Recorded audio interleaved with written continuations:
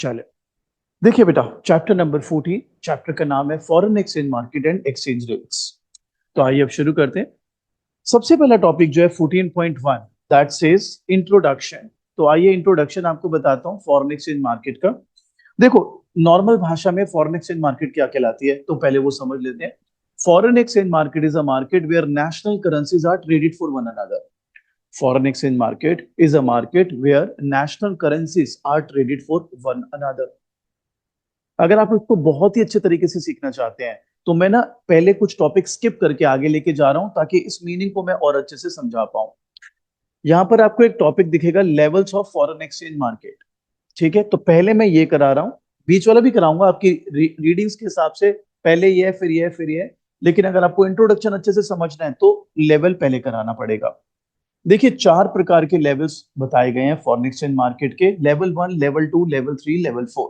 Minded level 4 को highest मानना है आपने। ठीक है, लेवल 1 लोवेस्ट, लेवल 4 हाईएस्ट। तो जो लेवल 1 में डाला है इन्होंने, वो डाला है टूरिस्ट, एक्सपोर्टर्स, इंपोर्टर्स जो यूज करते हैं फॉरेन करेंसी। जो लोग भी यहां बैठे एक बार लिख लें, मैं वेट कर लेता हूं।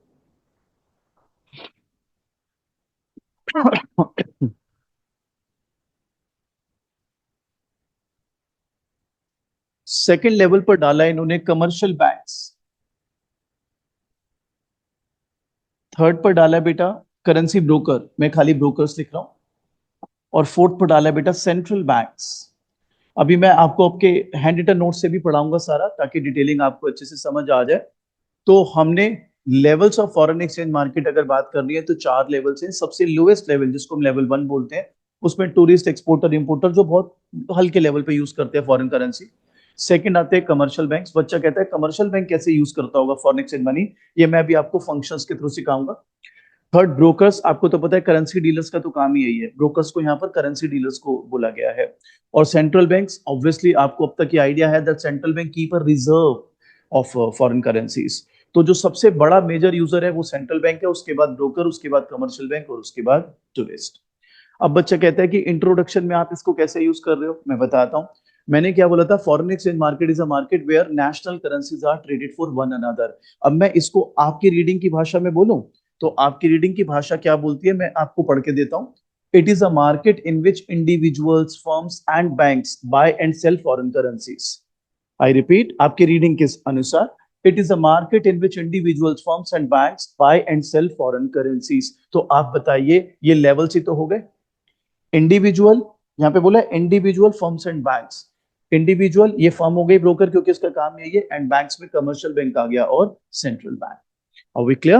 So, नॉर्मल भाषा में हम क्या कह सकते हैं बेटा कि foreign exchange market is a market where national currencies are traded for one another. और आपकी रीडिंग के अनुसार, it is a market where individuals, firms and banks trade with foreign currency और buy and sell foreign currencies. Clear मेरा बच्चों? ये था 14.1, that's introduction. अगला टॉपिक है 14.2, functions of foreign exchange market. तो बेटा देखो, दो रादर तीन प्रकार के फंक्शंस है, मैं एक एक करके आपको सिखा देता हूं। और आपके जो रीडिंग्स है या मेरे हैंड रिटन नोट्स है जो रीडिंग से बने हुए हैं, मैं वो भी अभी आपको पढ़ा दूंगा। देखिए, फंक्शंस जो है यहाँ पर तीन प्रकार के फंक्शंस माने गए हैं: transfer function, credit function and hedging function. Transfer function, credit function and hedging function. मैं एक एक करके इसके बारे में बात करता हूं आपसे, फिर हम नोट्स पढ़ेंगे। So functions of foreign exchange market, जैसे मैंने बताया, तीन है: transfer, credit and hedging function. आओ एक एक करके बात समझते हैं। सबसे पहले transfer function. Transfer function implies, transfer function implies transfer of purchasing power. Transfer function implies transfer of purchasing power in terms of foreign exchange across different countries of the world. मैं दोहरा देता हूं इस बात को। Transfer function implies transfer of purchasing power in terms of foreign exchange across different countries of the world. बच्चा कहता है सर इसको एग्जाम्पल के साथ सिखाओ तब अपने पल्ले पड़ेगी बात। आप तो डेफिनेशन बोल रहे हो, समझ नहीं आ रही कुछ, मैं बताता हूं। सपोज आजकल का जमाना तो काफी एडवांस है, इंटरनेट का जमाना है। तो अगर आप यहां से सीधा जूरिक लैंड करते हो, यूरोप, ठीक है।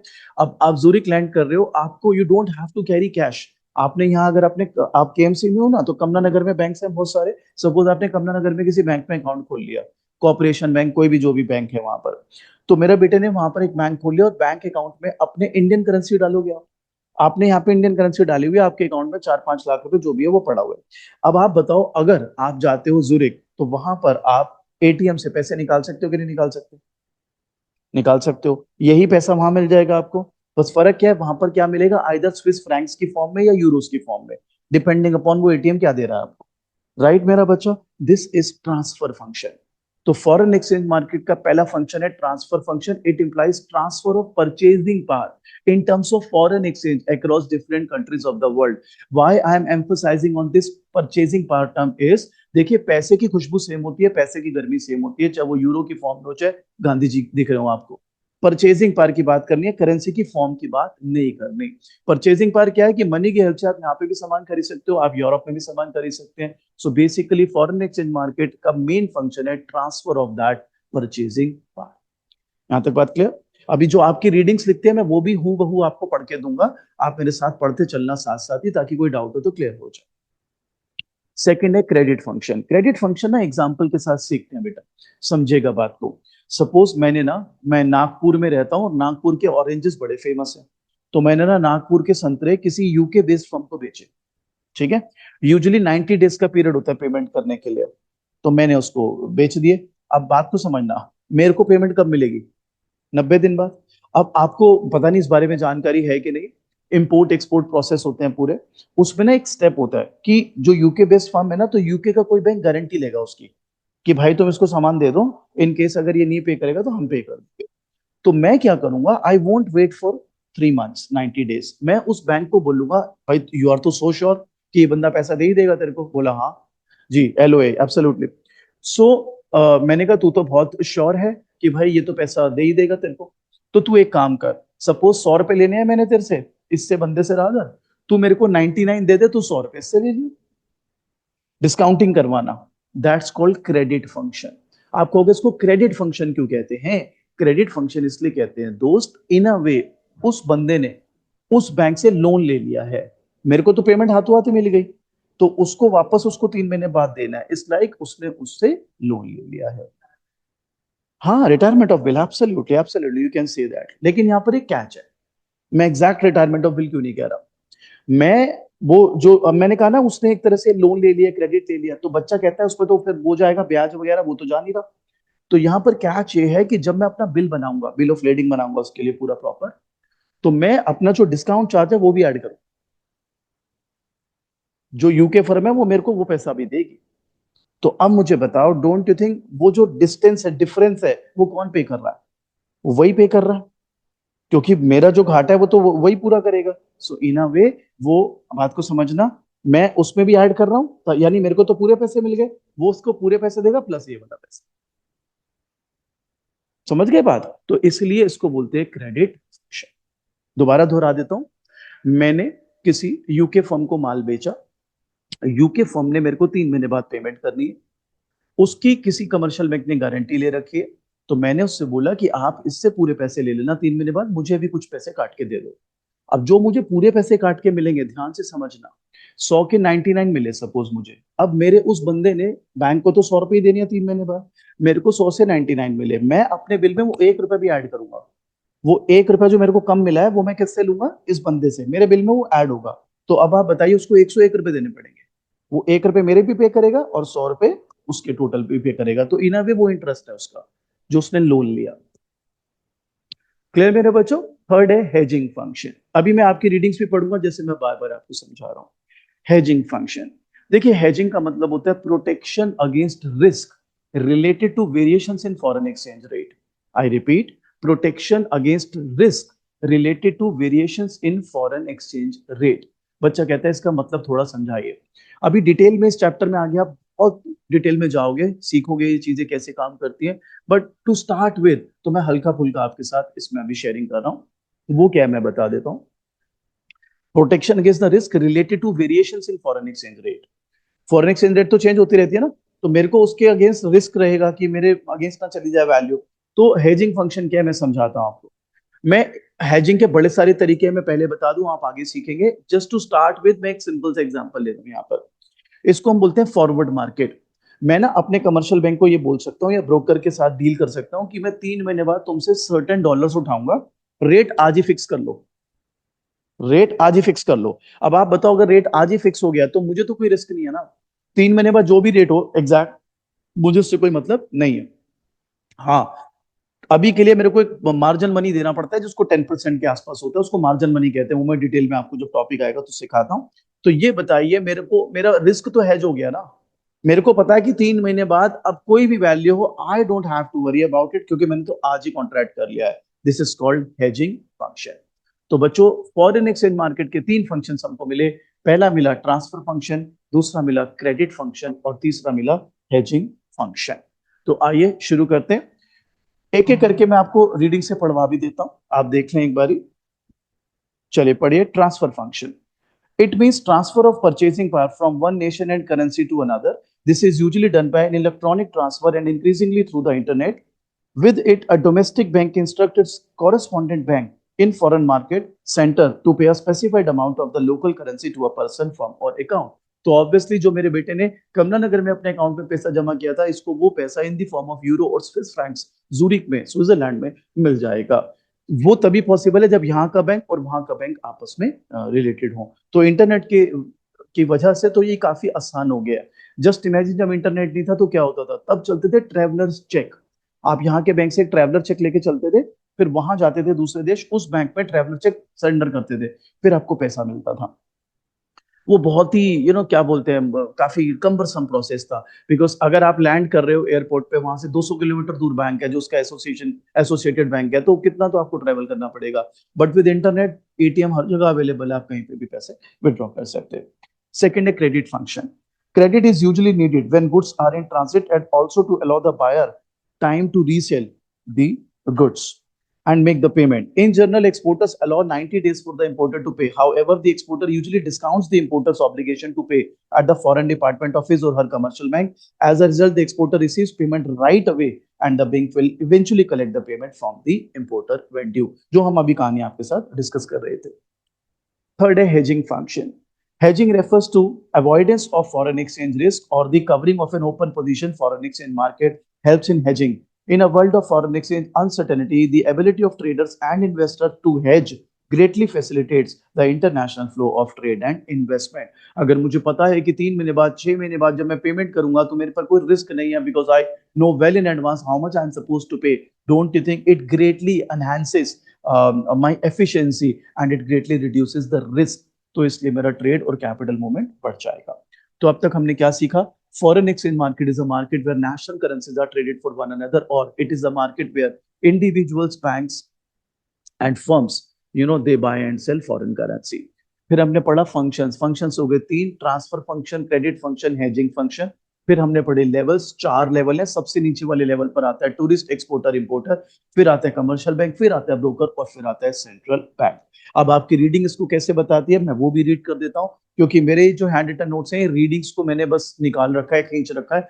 तो आप रीडिंग पढ़े, ये पढ़े, एक ही बात है। मैं जान के अभी इसलिए पढ़ दे रहा हूं ताकि आपको घर पे दिक्कत ना आए।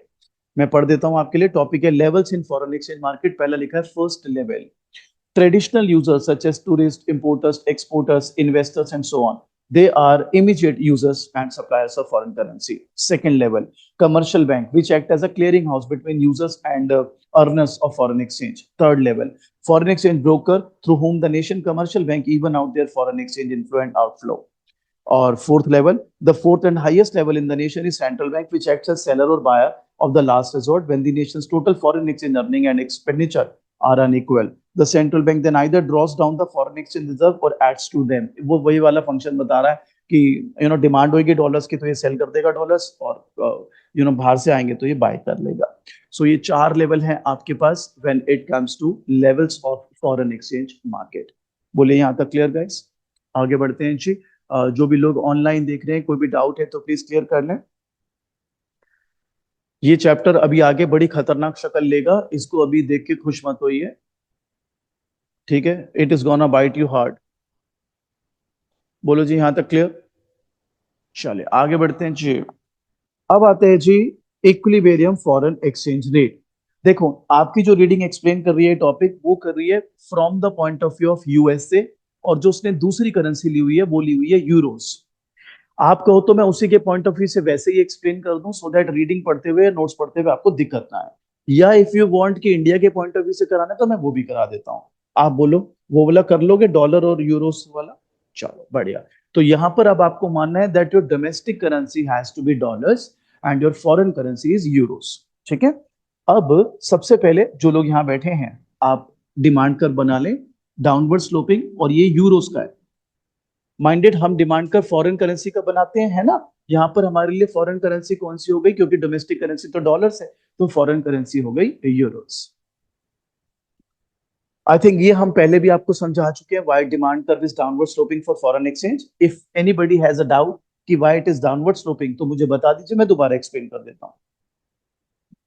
Are you guys clear why this demand curve for euros, or for that matter demand for any foreign currency, foreign exchange, is downward sloping? Anybody who has a doubt, should I clear that as well? राशि जी तो कह रही है clear है, बाकी लोग भी बता दीजिए। देखिए, शर्माने की कोई जरूरत नहीं है भाई, आता है तो ठीक है, नहीं आता तो सीखना है। अब नहीं आता तो इसका मतलब कोई वो थोड़ा ना, नहीं आता तो नहीं आता। करवाऊं या क्लियर है, बता दूं? ठीक है, शर्माने की क्या बात है इसमें। इसको समझाने के लिए मैं, ताकि आपका ओवरऑल दोनों पर्सपेक्टिव बने, ये मैं इंडिया के पॉइंट ऑफ व्यू से सिखाया, तो फिर यहाँ पे प्लॉट करेंगे। सपोज यहाँ मैं ले लेता हूँ डिमांड फॉर डॉलर्स, तो अब मेरे लिए डॉलर फॉरेन करेंसी हो गई और इंडियन करेंसी डोमेस्टिक है। सपोज बेटा $1 80 का है और इतनी डिमांड हो रही है। अब मुझे बताइए, अगर $1 से ₹78 का हो गया, माइंडेड आपको उसको बोलना है करेंसी एप्रिशिएट हो गई आपकी। अब आप बताइए, आपको बाहर जाना है अगर, या बाहर से सामान लेना है, तो अब आपके लिए वो सस्ता हो गया या महंगा? क्योंकि पहले $1 का सपोज बाहर से आप इंपोर्ट करते थे, ₹80 देने पड़ते थे, अब 78, तो आपके लिए बाहर से माल उठाना अब फायदे की स्थिति है, तो you will be demanding more रजे, and that's why the demand curve for foreign currency is always downward sloping. ठीक है। और आपके लिए मैं यहाँ पर अब बना देता हूँ सप्लाई फॉर यूरोस, सप्लाई कर फॉर यूरोस। और आपको जानकारी होगी कि सप्लाई कर अपवर्ड स्लोपिंग है। अगेन, अगर जिसको डाउट है मैं फिर समझा देता हूँ, नो प्रॉब्लम। ये सप्लाई फॉर डॉलर्स, अगर इंडिया के पॉइंट ऑफ व्यू से देखें, ये $1 80 का था बेटा, ये इतनी क्वांटिटी हो रही थी। अब राजे, अगर सपोज मैं आपसे बोलूं कि $1 ₹82 का हो गया, minded we will be calling it as our domestic currency के लिए डेप्रिसिएशन। गोरे को पहले $1 में ₹80 का माल आप बेचते थे, अब गोरे को $1 में आप ₹82 का माल मिल जाएगा आपसे। तो डोंट यू थिंक गोरे को आपसे सामान खरीदना इज एक्चुअली प्रेफरेबल नाउ? उसके लिए एक अच्छी सी, हाँ उसके लिए अच्छी सिचुएशन होगी, सस्ता हो गया उसके लिए। तो पहले वो $1 देता था, उसको ₹80 वर्थ का सामान मिलता था, अब वो $1 देगा, उसको ₹82 वर्थ का सामान मिलेगा। Therefore he'll buy more from you, and as a result बाहर के डॉलर्स, बाहर की करेंसी आपके पास ज्यादा आ जाएगी। इसलिए आपका सप्लाई कर for foreign exchange should always be upward sloping. किसी को भी यहां तक डाउट है तो बताइए, फिर हम आगे बढ़ते हैं मेरा बेटा। अब जो मैं एग्जांपल लूंगा वो एग्जैक्ट रीडिंग्स का एग्जांपल लूंगा, सो दैट रीडिंग्स को पकड़ने में आपको सुविधा रहे। हालांकि कंसेप्चुअली तो आप इंडिया और फॉरेन करेंसी का भी ले सकते थे, लेकिन अगर आपको रीडिंग के साथ सिमेट्री बिठानी है तो रीडिंग का एग्जांपल ही चलाएंगे। ठीक है जी। तो आपके रीडिंग के अनुसार जो वो मान रहा है, वो यहां लेता है rate of exchange as dollars upon euros. लिख लीजिए please, dollars upon euros. Basically वो यहां पर मान के चल रहे हैं दैट जो एक्सचेंज रेट है between dollars and Euros, assume कर रही है आपकी रीडिंग, वो है 1। यानी $1 के बदले में यू विल गेट 1 यूरोस। तो ये 1 हो गया। ठीक है। It's like saying $1 is equal to 1 euro. ठीक है, यहां तक क्लियर? मैं साथ साथ आपके पढ़ता भी जाऊंगा, सो दैट एकदम ओवरवेलमिंग ना हो जाए आपके लिए। हालांकि इसकी भूमिका मैं पिछले चैप्टर्स में बना चुका हूं, तो आई एम क्वाइट ऑप्टिमिस्टिक कि ये आपके आगे टिक नहीं पाएगा, बहुत जल्दी इससे बाहर आ जाएंगे, बहुत आसानी से समझ जाएंगे इसको। चलें यहां से आगे, मैं आपके लिए पढ़ दे रहा हूं एग्जैक्ट रीडिंग की भाषा। Assume that there are only two economies, the United States and the European Monetary Union, जिसको EMU बोलते हैं, और यूरोप की कॉमन करेंसी यूरोज है एज वी नो। हाँ, हालांकि उनके अलग अलग देशों की अलग अलग करेंसीज भी है, लेकिन ज्यादातर देशों में ना डुअल करेंसी का मॉडल चलता है। फॉर एग्जांपल, आप स्विट्जरलैंड में मैकडोनल्ड्स में जाएं, तो मैकडोनल्ड्स का अगर आप मेन्यू देखेंगे तो वो स्विस फ्रैंक्स में भी दिया होगा और यूरोस में भी दिया होगा, और थोड़ा रेट का फर्क भी होता है, मामूली सा फर्क होता है। तो if you are willing to pay in Euros, तो फिर आप यूरो वाले काउंटर मतलब यूरोस में पेमेंट करेंगे, और अगर आप स्विस फ्रैंक्स में पे करना चाहते हैं तो स्विस फ्रैंक्स में पे करेंगे। कहने का मतलब है यूरोस आप हर जगह अप्लाई कर सकते हैं। आपको पता है यूके को छोड़कर वहां स्टर्लिंग पाउंड्स चलता है। इसका रीजन आराम से आपको बताएंगे, इसका रीजन हम आपको बताएंगे एक्चुअली में मतलब बता तो अभी भी सकते हैं, लेकिन इसकी डिटेलिंग है, इसके पीछे हिस्ट्री है पूरी, कैसा वो क्यों कर रहे हैं, तो उसमें ऑब्वियसली हमारा काफी टाइम जाएगा, but yes we can any day talk about it. चलिए तो आगे बढ़ते, with the dollar as the domestic currency and euro as the foreign currency. मैंने अभी आपको पहले बता दिया था कि अगर रीडिंग का एग्जांपल लेना है तो आपको यूएसए की currency that's dollar, US dollar, वो डोमेस्टिक मानना होगा। The exchange rate between the dollar and the euro is equal to the number of dollar needed to purchase 1 euro. That is, R is equal to dollar upon euro. For example, it is 1. This means that $1 is required to purchase 1 euro. We now see the determination of exchange rate price under flexible exchange rate system. Minded, ये flexible exchange rate system का यहाँ पर आपके पास diagram है। यहाँ तक clear? ठीक है, अभी इसी को एक्सप्लेन कर रहा है तो मैं इसी के साथ अभी कंटिन्यू कर रहा हूँ। The US demand for euro is negatively inclined, indicating that the lower the exchange rate, the greater the quantity of euros demanded by US resident, since it is cheaper to import from and to invest in European Monetary Union. तो वही बात हो गई, ये बता रहा है demand curve downward sloping क्यों है, जिसके बारे में हम भी अपने बात कर ली, बस ये वो अब डॉलर के पॉइंट ऑफ व्यू से बता रहा है। कहता है on the other hand the US supply of euro is positively inclined, indicating that higher the exchange rate the greater the quantity of euros earned by the US resident and supplied to US, since US goods and investment become cheaper for EMU. तो supply curve की upward sloping है, उसके बारे में बात कर रहे हैं, जिसके बारे में हम ऑलरेडी बात कर चुके हैं। इट्स जस्ट दैट आपको बार बार इसी चीज पर एम्फसाइज रखना पड़ेगा कि आपकी currency domestic will be dollars and for you the foreign currency here would be Euros. बस इतना छोटा सा आपको टेक्निक रखना है दिमाग में। Now, if the demand curve for euros shifted up rightward, the equilibrium exchange rate is 1.5 and equilibrium quantity would be 300. अब यहां पर जो है अब खेल शुरू होगा। अब वो कहता है कि किसी वजह से ये ना ध्यान देंगे सर, कहता है ये 200 था, ठीक है। अब मैं कलर चेंज कर देता हूं मार्कर आपको, ताकि बेहतर समझ आ पाए। सपोज बेटा अब वो कहता है डिमांड फॉर यूरोस बढ़ गई, आप लोग जो यहां बैठे हैं बना लीजिए, डिमांड फॉर यूरोस बढ़ गया। अब बच्चा कहता है इसके रीजन क्या हो सकते हैं, इसके रीजन हजारों रीजन हो सकते हैं बेटा। हो सकता है बाहर के गुड्स सस्ते हो गए तो आपको बाहर से खरीदना हो, आपके डोमेस्टिक गुड्स महंगे हो गए आपको बाहर से खरीदना हो, वहां पर कुछ स्विट्जरलैंड में कोई बहुत बड़ा कुछ फंक्शन हो रहा हो, कुछ हो रहा हो, सारे यूएसए वाले ज्यादातर बोले यार we want to attend that. I mean आपको लगेगा ये पेटी रीजन है, बात पेटी रीजन की है ही नहीं। मैं तभी तो बोल रहा हूँ 10,000 रीजन हो सकते हैं, डिमांड किसी भी वजह से फॉरेन करेंसी की बढ़ सकती है। अब अगर ये फ्लेक्सिबल एक्सचेंज रेट सिस्टम होता तो आपकी रीडिंग के एग्जाम्पल के अनुसार, मैं अपनी वैल्यूज नहीं डाल रहा, उसकी वैल्यूज डाल रहा हूं, वो ये कह रहा है कि अब मुझे $1.5 लगेंगे टू बाय 1 यूरो। उतार लीजिए, यानी आपकी करेंसी डेप्रिशिएट हो गई, ठीक है। And again this is not my saying, ये आपकी रीडिंग का एग्जाम्पल मैं एज इट इज उठा रहा हूं। और कहता है जो आपकी इक्विलिब्रियम क्वांटिटी है वो 300 हो गई। So this what we are seeing here is a complete floating exchange rate, or what they say flexible exchange rate. मैं आपकी सहूलियत के लिए यहाँ पर पॉइंटर बना देता हूँ, that's E1। तो आप यहाँ शॉर्ट में लिख सकते हैं E से E1 is completely flexible exchange rate। E से E1 is just completely flexible exchange rate बेटा। आगे अगर ये कुछ बोल रहा है तो मैं पढ़ देता हूं, नहीं तो हम आगे बढ़ेंगे। सो ये कहता है now if the demand curve for euro shifted up that is rightward, the equilibrium exchange rate is now 1.5 and equilibrium quantity is 300. Here the dollar is then said to have depreciated since it now requires $1.5 instead of $1 to purchase 1 euro. बताइए जी यहां तक कोई भी दिक्कत? जी जी, यहाँ take your time, take your time. जो लोग ऑनलाइन देख रहे हैं बेटे, यहां तक कोई भी डाउट है पूछिए। बहुत ही आराम से खाने वाला चैप्टर है ये, जल्दीबाजी करेंगे तो ये फंसा देगा आपको, आराम आराम से करें।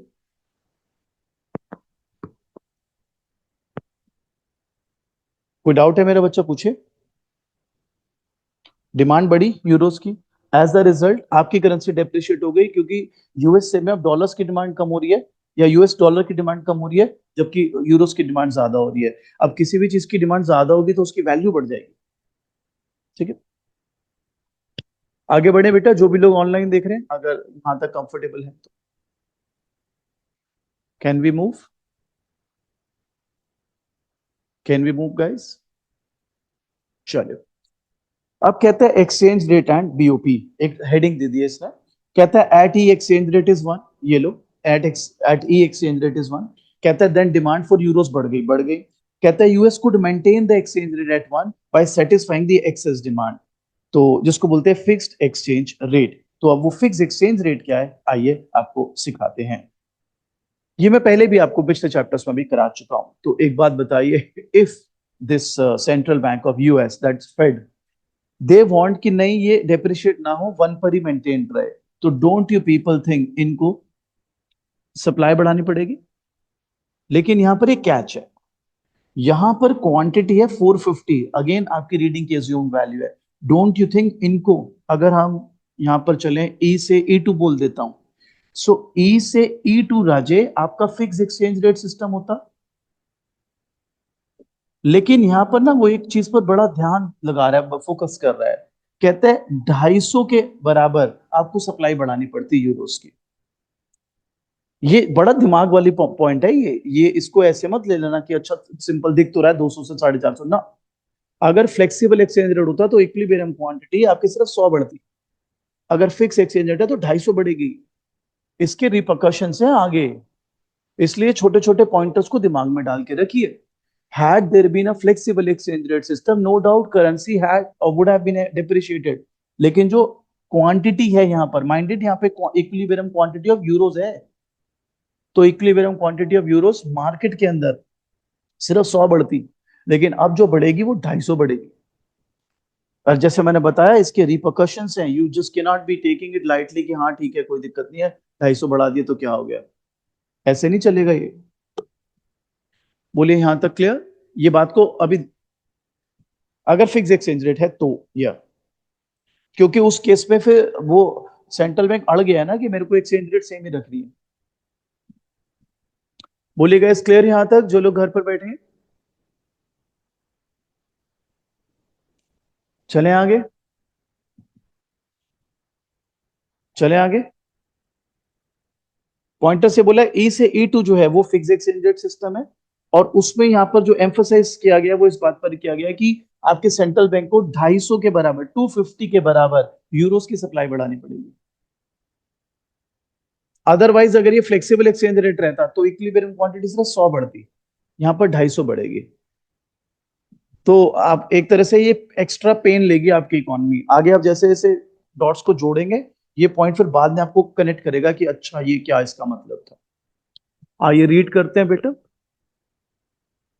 अब कहता है US could maintain the exchange rate at R is equal to one by satisfying the excess demand of 250 euros. Under flexible exchange rate system dollar depreciate हो जाता। Under manage floating it would have to satisfy the excess demand of 100 million. अब इसका मतलब क्या है ये भी मैं आपको बता देता हूं बेटा, ध्यान लगाइएगा। अब अगर ये मैं मार्कर चेंज कलर चेंज कर लेता हूं आपके लिए। अब तक आपने पढ़ा फ्लेक्सिबल क्या है, फिक्स ऐसे फिक्स क्या है। अगर अब आ जाए मैनेज फ्लोटिंग, मैनेज्ड फ्लोटिंग, तो उस केस में आप सपोज यहां से जाते इतना, सप्लाई ये बढ़ जाती, बनाइए ड्रॉ करिए। अब मैनेज फ्लोटिंग आपको पता है इट्स लाइक अ कॉम्प्रोमाइज कह लो, या it's like a hybrid sort of thing कि दोनों फिक्स और flexible best of both worlds ले रहे हैं आप बेसिकली। तो उस केस में आपकी रीडिंग के अनुसार you would have been here at 350 and your currency would have depreciated, but वो होती कम थोड़ी, 1.25 के बराबर होती टू बी प्रिसाइज। तो यहां पर अब हम क्या बोलेंगे से, let me call it E3। तो अपन बोलेंगे ई से E3 is your managed floating. तो आपके टॉपिक का नाम क्या है, exchange rate, equilibrium exchange rate to be precise. इसके तीन वेरिएंट्स हैं। अगर मैं आपकी रीडिंग्स देखूं तो आपकी रीडिंग्स कुछ खास इसके बारे में बताती नहीं है। मैं आपको दिखाते जाता हूं रीडिंग्स भी। मैं तो यहाँ पर आपको डायग्राम वगैरह सब बना के पूरी कोशिश कर रहा हूँ, बट इसमें एक्सप्लेनेशन कम लगा मुझे। ये इंट्रोडक्शन हो गया आपका चैप्टर 14, जिसमें फॉरेन एक्सचेंज मार्केट की बात हुई। ये functions of foreign exchange market, ये यहां तक चला, मैंने नोट्स में बना ही दिया आपके लिए। फिर आगे दोनों केस स्टडीज दी हुई हैं, पेपर के लिए है नहीं। फिर आ गया foreign exchange rate, equilibrium in foreign exchange rate. देखो, this is what I am saying, ये बना के छोड़ रहे हैं। और फिर आपको ही आगे इसको बिल्ड करना है। तो आगे कोई डायग्राम नहीं, आगे फिर वो अगले टॉपिक पे चला जाता है। लेकिन जो थ्योरी में लिखा है वो, जब तक ये डायग्राम ऐसे नहीं बनाएंगे, I really don't think so आपको मजा आएगा समझने में। बोले जी, यहां तक क्लियर? यहां तक क्लियर? तो अब हम इसको थोड़ा आगे आपके लिए पढ़ देते हैं, इनकेस कुछ हमें नया मिल जाए तो। सो कहता है, under a manage floating it would have to satisfy the excess demand and WZ में रहते हैं आप, and this is how it is. अगला टॉपिक है बेटा आर्बिट्रेज। अब शुरू करते हैं, ये तो खत्म हो गया हमारा टॉपिक। सो आर्बिट्रेज जो है, हम इसको नाम देंगे एज 14.3.2। ये था 14.3.1, ये 14.3.2।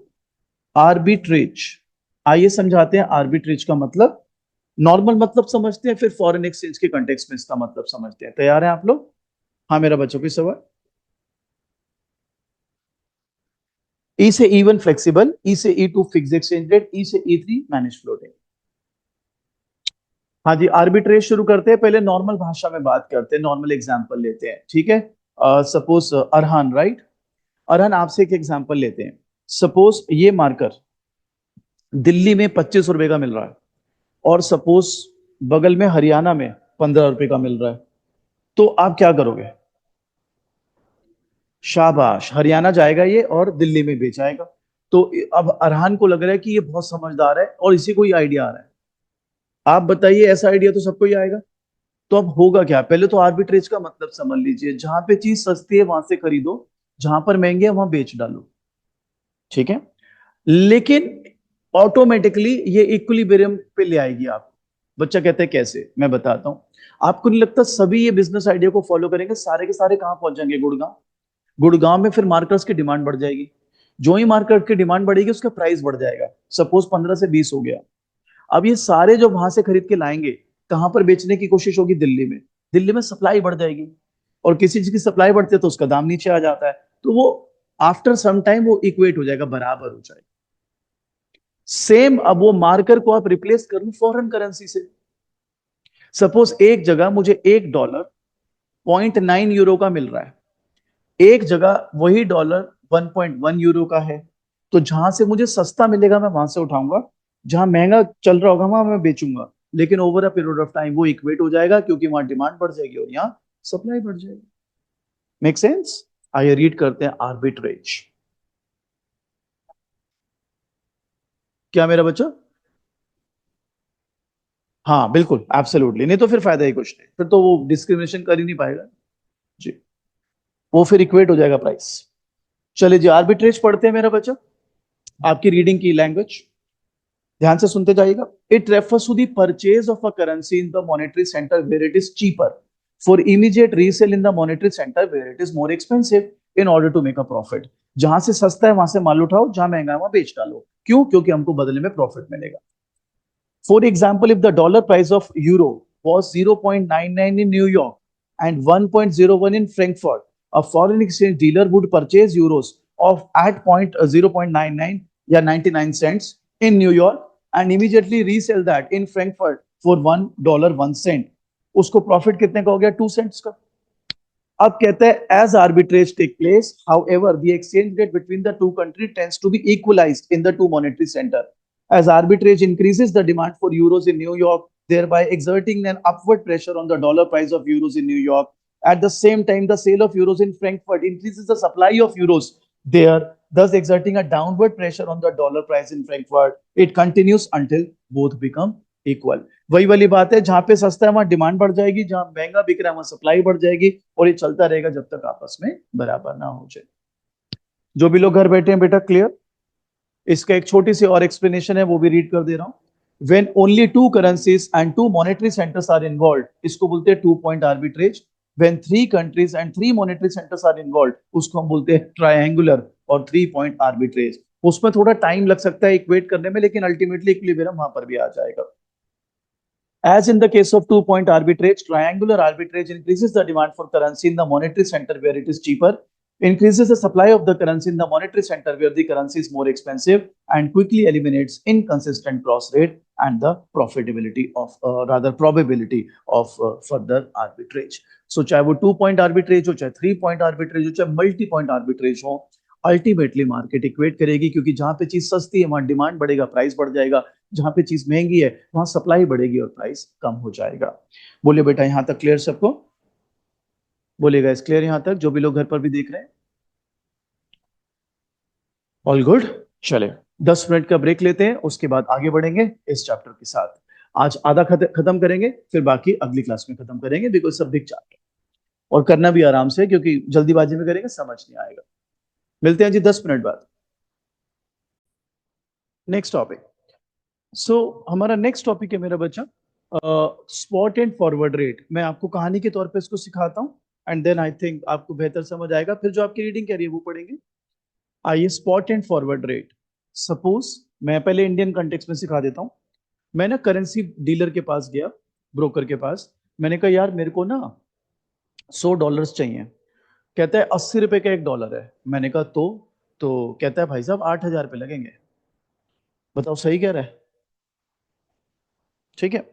तो अगर $1 80 रुपए का है और मेरे को भी हाथों हाथ चाहिए, ऐसे को हम बोलते हैं स्पॉट रेट या करेंट रेट। ठीक है। अब एक छोटी सी चीज है जो मैं आपको अंडर एस्टिमेट नहीं कर रहा, बट मेरे को लगता है आपको नहीं पता। स्पॉट रेट का मतलब आप लोग ज्यादातर ये मान के चलते हैं कि जो अभी एट दिस वो है, एक्चुअली में इसके साथ हम लिखते हैं with in 2 business days. With in 2 business days, मतलब आज का रेट आप फिक्स कर लो, विद इन 2 डेज आपके लिए एप्लीकेबल रहती है वो, that is spot rate. Market crash तब भी स्पॉट रेट 2 दिन का मानते हैं। जो अगर मेरी आपसे बात हो गई है कि मैं आपसे उठाऊंगा, तो मेरे को 2 दिन तक का वो दिया जाता है फॉर्मली। अब वो अगर आप लोकल उस पर वो कर रहे हो तो वो फिर एक अलग चीज हो जाएगी, लेकिन फॉर्मली अगर स्पॉट रेट की बात करें तो विद इन बिजनेस 2 बिजनेसेस बोला जाता है। इसलिए मैंने कहा था कि आपको शायद बात नहीं पता होगी, तो मैं ऐड कर दूं। अब सपोज मैंने अपने सेंट्रल बैंक से डिसाइड करा कि हम ना किसी फ्यूचर डेट पर उससे सेल या परचेज करेंगे, किसी फ्यूचर डेट पर सेल या परचेज करेंगे, डॉलर्स, फॉरेन करेंसी। रेट आज ही फिक्स कर लेते हैं। अब मुझे बताओ, 3 ऑप्शंस हैं बेटा रेट फिक्स करने के। आज का रेट क्या है? $1 80 का। तो एक तो ऑप्शन है कि आप यही रेट फिक्स कर लो। एक ऑप्शन है आप सपोज 79 फिक्स कर लो। एक ऑप्शन है सपोज आप 81 फिक्स कर लो, कि मैं 3 महीने बाद डॉलर्स खरीदूंगा आपसे, रेट आज फिक्स कर लो। तो रेट क्या हो गया? या तो $1 80 का आज वाला ही रेट, या $1 79 का आज वाले से कम रेट, या $1 81 का आज वाले से ज्यादा का रेट। अगर ये होता है तो हम इसको बोलते हैं फॉरवर्ड प्रीमियम, और ये वाला होता है बेटा तो उसको बोलते हैं फॉरवर्ड डिस्काउंट। इसको आपकी रीडिंग कंसीडर ही नहीं करती, क्योंकि वो मान के चल रहा है कि सेम रेट नहीं रहेगा। ठीक है। हालांकि आप रूल आउट नहीं करना चाहिए आपको, प्रैक्टिकली तो ये भी पॉसिबल है कि इस रेट पर फ्यूचर में आप ट्रांजेक्शन कर लें।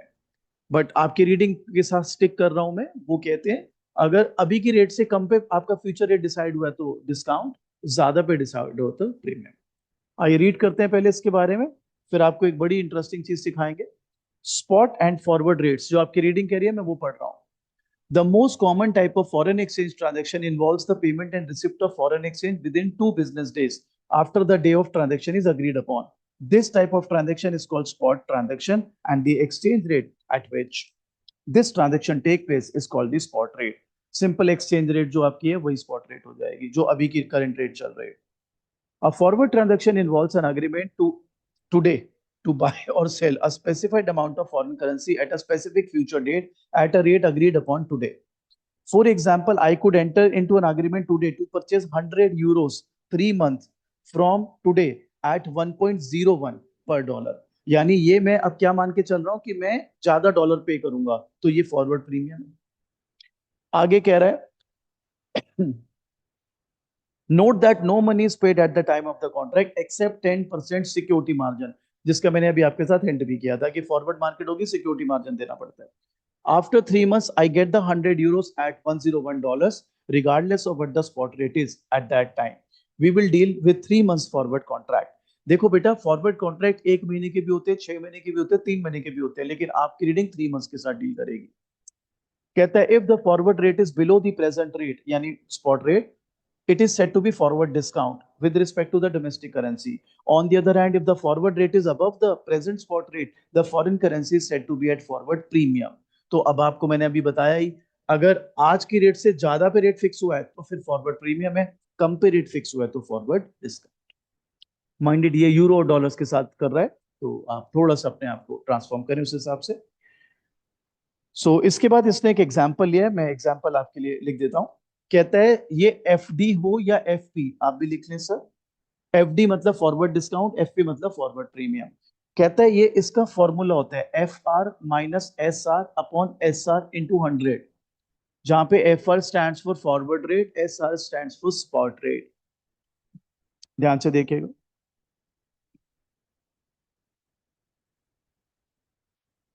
ठीक है। अब यहां पर इंटू किया जाता है 4। बच्चा कहता है इंटू 4 क्यों कर रहे हैं? मैंने अभी आपको हिंट दे दिया, 3 months पे चल रहे हो, साल में 3 बारी 4 बारी 3 months आएंगे, ईयर के हिसाब से देखते हैं। तो अब अगर कह रहा है कि आपका रेट डिसाइड हुआ सपोज $0.099, और आज जो रेट है यूरो का वो है 100 या $1 अपॉन $1, या आपका रेट डिसाइड हुआ $1.1 और आज रेट $1 का है, ठीक है। भाई आपका फॉरवर्ड रेट या तो कम पे डिसाइड होगा या तो फॉरवर्ड रेट ज्यादा पे डिसाइड होगा। अगर कम पे डिसाइड हुआ, इसकी कैलकुलेशन आ रही है -4%, इसकी कैलकुलेशन आ रही है 4%। तो एक बात बताओ बेटा, ये नेगेटिव आ रही है, इसलिए इसको क्या बोलोगे? Forward discount rate. इसको क्या बोलोगे? Forward premium. दोनों का ही सेम फॉर्मूला है। इट्स जस्ट दैट अगर करंट आई मीन जो आज आपने डिसाइड करा है फॉरवर्ड वैल्यू वो कम है करंट से तो डिस्काउंट पर है, और अगर वो ज्यादा है तो प्रीमियम पर। ठीक है, तो इस फॉर्मूले को ज्यादा ऐसे इंटिमिडेट नहीं हो जाना, इस फॉर्मूला से सिंपल है, कोई टेंशन नहीं। Spot rate, forward rate. Forward rate अगर स्पॉट रेट से ज्यादा है तो फॉरवर्ड प्रीमियम है, और अगर आपकी फॉरवर्ड रेट जो है वो स्पॉट रेट से कम है तो फिर फॉरवर्ड डिस्काउंट। कोई प्रीमियम क्यों देगा? एक बात बताओ, अगर आपको लग रहा है कि over a period of time trend रहा है कि रेट चढ़ ही रहा है, करेंसी डेप्रिशिएट हो रही है, तो फिर भी आप देने को तैयार हो, क्योंकि आपको ये लगेगा कि मैं तो फिर भी कम में छूट जाऊंगा, कल को और ज्यादा होगी तो मैं फंस जाऊंगा। लेकिन आपके दिमाग में ये भी सवाल आना चाहिए, व्हाट इफ ना हुई, व्हाट इफ वो उल्टा चला गया, तो फिर ये तो रिस्क रहेगा ही रहेगा। ठीक है, आप इसको ये देखो ना, आप उल्टी तरफ देख रहे हो, अगर और ज्यादा बढ़ जाता तब तो आपको कितना नुकसान हो जाता। तो आप इन वे मार्केट की वैल्यू क्या है उससे ध्यान नहीं अपना लगा रहे, आपका ध्यान ये है कि मेरे को पता हो कि मेरे को 3 महीने बाद कितनी पेमेंट करनी है। बिल्कुल होती है, अभी सिखाएंगे आपको, शॉर्ट पुल दोनों सिखाएंगे जी। चलो जी, एक बारी फटाफट से ये उतार लीजिए, फिर आगे बढ़ते हैं। अगला टॉपिक बड़ा ही प्यारा है, this is called currency swapping. मैं इसको एक कहानी के तौर पे समझाऊंगा आपको, फिर आपकी जो रीडिंग कहती है वो पढ़ डालेंगे जी। Currency swapping, are we ready? Currency swapping, आइए आपको एक कहानी सुनाते हैं करेंसी स्वैपिंग के लिए। ध्यान दीजिएगा मेरा बेटा। सपोज आपके पास कहीं से $1 लाख आए, $1 लाख, और आपको 3 महीने बाद वापस किसी को $1 लाख पे भी करने। तो अभी आपके पास 3 मंथ के लिए $1 लाख बचा हुआ है। आप आपके बैंक के पास गए, आप आपके बैंक के पास गए, बोले भाई $1 लाख कन्वर्ट कर दे मेरे को आज के रेट पे, जो भी रेट है। उसने कन्वर्ट करके दे दिया, 80 रुपए के हिसाब से सपोज कन्वर्ट करके दे दिया, तो आपको कितने मिल गए? आई थिंक 8 करोड़ मिल गए, ठीक है। 8 करोड़ या 80 लाख? 80 लाख हो गए, 80 लाख हो गए ना, 80 रुपए के हिसाब से 80 लाख। तो 80 लाख रुपए दे दिए, ठीक है, वट एवर जो भी। तो अब आप जाने लगे 80 लाख रुपए बैंक में डाल के, तभी पीछे से आवाज आई, भाई रुको। आपने कहा क्या हुआ? बोले हमारी दलाली दो, 8 करोड़ है कि 80 लाख है? क्यों यार, 1 लाख हुए, 1 लाख इंटू 8, 8 लाख। हाँ, 80 रुपए ना। चलो अब, तभी इको ट्रिक्स फेवरेट नहीं है आपका, है एमएमईबी। चलो एनीवेज, जोक्स अपार्ट, हाँ तो मैं वो $1 लाख सरेंडर किए बैंक के पास, 80 लाख रुपए अपने थैले में भरे और मैं चलने लगा। तो वो कह रहा है कि कहाँ जा रहे हो, रुको। मैंने कहा क्या हो गया? कह रहा है हमने आपको करेंसी कन्वर्ट करके दी है, हमारी दलाली दो, ब्रोकरेज। मैंने कहा पकड़ो यार अपनी ब्रोकरेज। सपोज उसने मेरे से 20,000 रुपये ब्रोकरेज के ले लिए, 20,000 रुपये ब्रोकरेज के ले लिए। नहीं, 20,000, 20 लाख नहीं। मैंने तो 80 लाख नहीं नहीं, उसमें से इंडियन रुपी। इतने थोड़ा ना दलाली चलती है यार, मेरे को बचेगा क्या? तो 20,000 रुपये उसने दलाली काट ली। मैंने कहा ठीक है यार, चल इसने मेरे को इंडियन करेंसी दे दी। अच्छा, अब मैं 3 महीने बाद फिर इंडियन करेंसी लेके आया। मैंने कहा भाई 1 लाख डॉलर दे दे। कह रहा इंडियन करेंसी लाओ। मैंने कहा ये पकड़ 80 लाख रुपए, क्योंकि मैं 3 महीने पहले कितने लेके गया था? 80 लाख। कह रहा है ये क्या दे रहे हो? मैंने कहा भाई इंडियन करेंसी। कह रहा है इंडियन करेंसी तो ठीक है, 82 लाख रुपए निकालो, 82 लैक्स, अगर 1 लाख डॉलर लेने हैं तो। मैंने कहा भाई तेरे को शर्म नहीं आती यार, ये कैसे? कह रहा है भाई रेट 82 का आज। तो अब मेरे को कितने पैसे देने पड़ेंगे? 82 लाख। तो मेरे को 2 लाख की चपत लग चुकी है ऑलरेडी, और 20,000 की मैंने दलाली भी दी थी। 2,20,000 रुपये घुस गए हैं मेरे। अब मैं जाने लगा, फिर रोक लिया, कह रहा कहाँ जा रहे हो? मैंने कहा भाई अब क्या हो गया? कह रहा हमारी दलाली। मैं आप किस बात की दलाली? कह रहा भाई कन्वर्ट करके दिया, फिर 20,000 रुपये ले लिए मेरे से। अब आप बताओ, 40,000 रुपये मेरे दलाली के चले गए, ऊपर से एक्सचेंज रेट भी मेरी दिक्कत में आ गई। इसकी जगह मैं इसी सीन को रिवर्स करता हूँ। मैं जाता हूँ अपने सेंट्रल बैंक, अपने बैंक के पास, कि ऐसा है ये 1 लाख डॉलर है, ये मेरे को आज कन्वर्ट करके दे दे, और 3 महीने बाद मैं तेरे से वापस रिवाइव, मतलब तेरे को रीसेल भी करूंगा, उसका भी रेट आज ही फिक्स कर ले। ठीक है। और आपको पता है ये एक सिंगल ट्रांजेक्शन हो गई, तो उसमें दलाली भी एक बार जाएगी, इसमें दलाली भी एक बार जाएगी। इसको बोलते हैं करेंसी स्वैप। और रीड करते हैं करेंसी स्वैप, पढ़ेंगे मेरा बेटा। It refers to a spot sale of currency combined with a forward repurchase of the same currency as a part of single transaction. So, for example, suppose Citibank receives a $1 million payment today that it will need in 3 months, but in the meantime, it wants to invest this sum in euros. Citibank would incur lower brokerage fee by swapping the $1 million into euros with Frankfurt Bank as a part of a single transaction, instead of selling dollars for euros in the spot market today and at the same time repurchasing dollars for euros in the forward market as two separate transaction. So the swap rate is the difference between the spot and forward rate. मतलब आपने उस bank से ये बोल दिया होगा ना कि मैं रीपर्चेस किस रेट पे करूंगा, तो वो जो डिफरेंस आएगा that is called swap rate. जैसे आज $1 80 का है, आपने डिसाइड कर लिया मैं 3 महीने बाद $1 81 के हिसाब से रीपर्चेस कर लूंगा, तो वो जो ₹1 का फर्क आ रहा है या जो भी हमारा, दैट स्वैप रेट। बोलो जी, यहां तक क्लियर सबको? जो लोग घर से देख रहे हैं, टिल करेंसी स्वैप ये खत्म हो चुका है टॉपिक। असली मेजर टॉपिक आने शुरू होंगे इसके बाद। चले, इसके बाद का टॉपिक जो है, अब क्योंकि वो टाइम लेगा, और अभी यहाँ पर 4 बजे से ना लंबे बैचेस आने शुरू हो जाएंगे, तो अगली क्लास में कराते हैं आपको आगे का। अगली क्लास में मैं फिनिश कर दूंगा आपका चैप्टर नंबर 14, क्योंकि अगला टॉपिक हाथ लगाऊंगा ना तो आधे घंटे से पहले वो जाएगा नहीं, और जल्दीबाजी में करना नहीं मुझे। चले, मिलते हैं नेक्स्ट क्लास।